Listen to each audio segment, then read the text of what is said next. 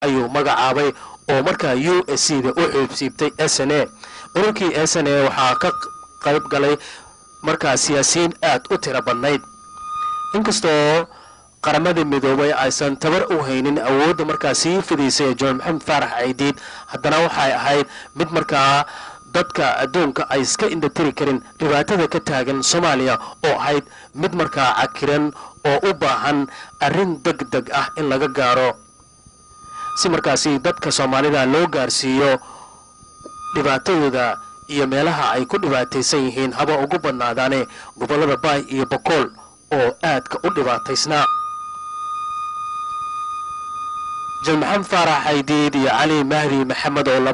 labada dhinac magaalada Muqdisho ka kala haystay ayaa iyagu waxa ay gaareen heshiis aan sida u sii buurnayn dadka Soomaalida oo dhibaato baahsan soo gaartay meedadkii meelaha yiilay oo qaarkood aan la doogin waxa ay aafaf ku yeesheen magaalada Muqdisho qalfooftii dadkii Soomaaliyeed ee dhibaataysnaa ilmaha ugu badnaadaan ay ahayd markaasi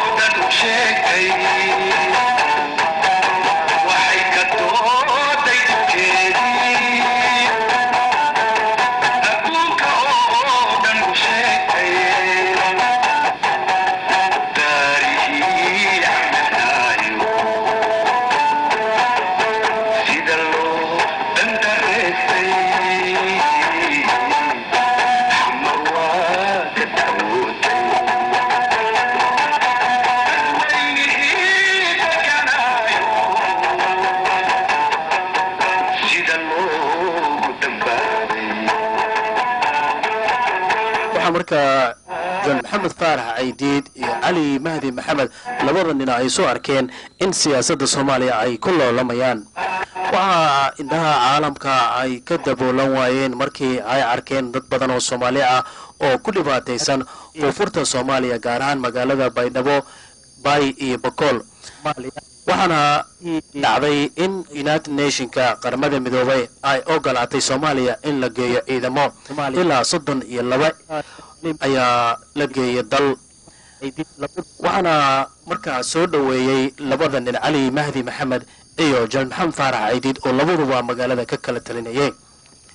waxaan xasuusanahay sanadkii dabayaaqadii December sanadkaasi 1992 markii madaxweynihii Mareykanka George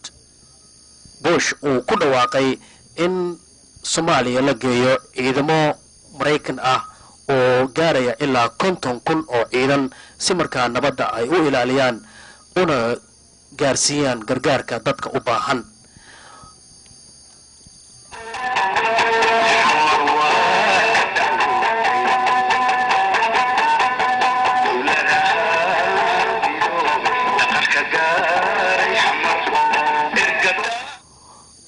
waxaad arkaysaan John Maxamed Faarax Ciidiid iyo Cali Mahdi Maxamed oo la heshiisiinayo heshiisiin aan markaa sida u sii buurnayn ayaa lagu qabtay magaalada Nairobi iyadoo heshiisiintaasi ay ka qayb galeen adduunyada inteeda kale waxa markaa lagu heshiiyey in dagaalka la joojiyo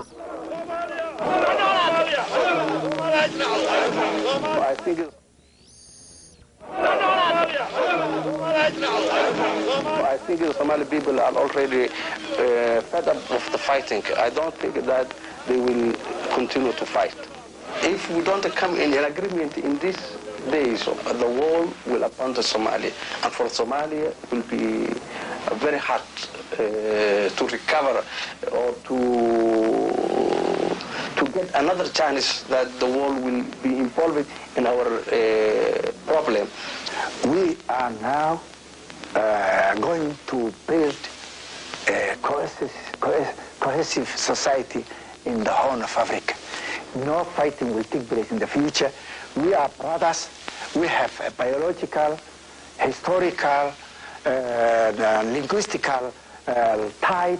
and we will never again fight against each other.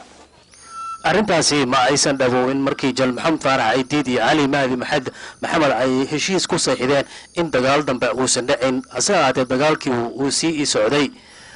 waxaan soo qaadanaynaa qaybaha dambe aan ku soo qaadanaynaa dagaaladii 92 maxaa Soomaaliya ka dhacay kadib markii ciidamadii Mareykanka ay soo galeen iyo sidoo kale howlgalkii UNITAF iyo UNISEM 2 iyo Operation Restore Hope oo isla markaa ka dhacay magaalada Muqdisho iyo siyaabihii kala duwanaa ay soo martay siyaasadda Soomaaliya sanadkii 1993 iyo sidii markii Rangerska ay u bursadeen waxyaabihii dhacay inagoo muuqaal aynu ku soo qaadanayna.